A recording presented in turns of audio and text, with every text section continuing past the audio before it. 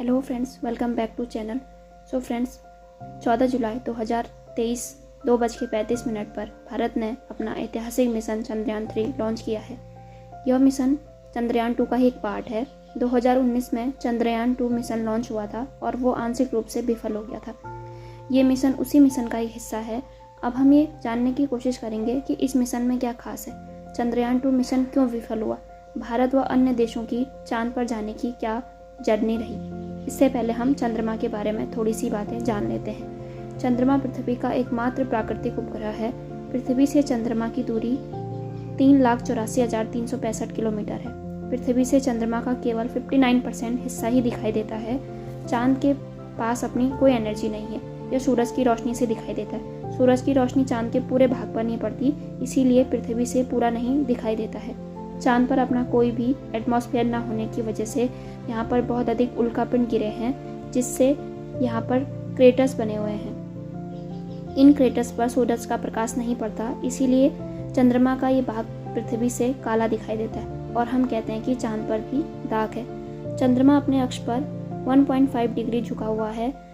अपने अक्ष पर घूर्णन यानी कि अपना एक चक्कर 27 दिन 7 घंटे 43 मिनट में पूरा करता है और पृथ्वी का एक चक्कर 27 दिन 7 घंटे 43 मिनट में पूरा करता है, यानी कि वह अपना चक्कर और पृथ्वी का चक्कर बराबर टाइम में लगाता है।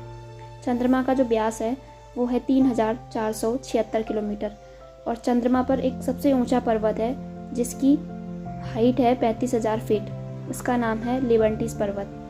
ये चंद्रमा के दक्षिणी ध्रुव पर स्थित है। अब हम जानेंगे चंद्रमा पर जो यान भेजे गए हैं उनका क्या इतिहास रहा है। 1959 में सोवियत संघ ने पहली बार चांद पर अपना लूना मिशन लॉन्च किया था। ये चंद्रमा पर जाने वाला पहला मानव रहित यान था। अब 20 जुलाई 1969 को यूएसए ने अपोलो 11 यान चंद्रमा पर भेजा था। चांद पर सबसे पहला कदम रखने वाले नील आर्मस्ट्रांग थे और इनके साथ थे एडविन एंडरलिन। इन्होंने दूसरा कदम रखा था। जिस जगह पर इन्होंने पैर रखा था उस जगह का नाम शांति का सागर है। चंद्रमा पर जहाँ गड्ढे कम है उसे मारिया का मैदान कहते हैं और यहाँ पर गोल्डी लॉग नाम की एक जगह भी है। 1969 से 1972 तक लगभग 12 अमेरिकी अंतरिक्ष यात्री चंद्रमा पर गए हैं और इसके अलावा यूरोपीय अंतरिक्ष एजेंसी, जापान, चाइना और भारत ने भी चंद्रमा का अन्वेषण किया है। चाइना ने 2019 में पहली बार चंद्रमा पर उसकी सबसे दूर स्थित जगह पर अपना रोवर लॉन्च किया था। इससे पहले चंद्रमा पर 3 देश, एक तो यूएसएसआर है, चाइना है और अमेरिका है, इन्होंने सॉफ्ट लैंडिंग की है। अगर भारत की भी सॉफ्ट लैंडिंग हो जाती है तो भारत ऐसा करने वाला चौथा देश बन जाएगा। चंद्रमा पर जाने वाले पहले भारतीय राकेश शर्मा थे जो 1984 में गए थे, लेकिन ये यूएसएसआर के मिशन के तहत गए हुए थे। अब जानते हैं भारत के चंद्र मिशन।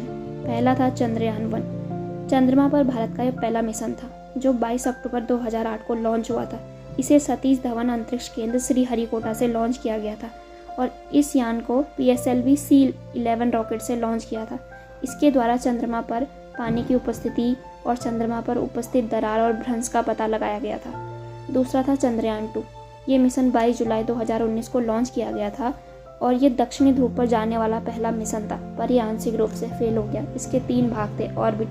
ऑर्बिटर का काम था कि चंद्रमा के ऑर्बिट में जाकर उसका चक्कर लगाना। सिर्फ ऑर्बिटर ही सफलतापूर्वक चंद्रमा के ऑर्बिट में पहुंच पाया। दूसरा भाग था लैंडर। इसका नाम था विक्रम, जो विक्रम साराभाई के नाम पर रखा गया था। इसका काम चंद्रमा के दक्षिण ध्रुव पर लैंड करना था, पर लास्ट टाइम में 2 किलोमीटर की ऊंचाई के बाद इसका जो संपर्क है वो ग्राउंड स्टेशन से टूट गया और उतरते समय इसको अपनी स्पीड कम करनी थी, ये अपनी स्पीड नहीं कम कर पाया। और इसका तीसरा पार्ट था रोवर। इसका नाम था प्रज्ञान। प्रज्ञान का मतलब होता है बुद्धि और विवेक। ये लैंडर पर ही लगा हुआ था। जैसे ही लैंडर लैंड करता तो रोवर अपना काम करता और चंद्रमा के बारे में हमें जानकारी देता।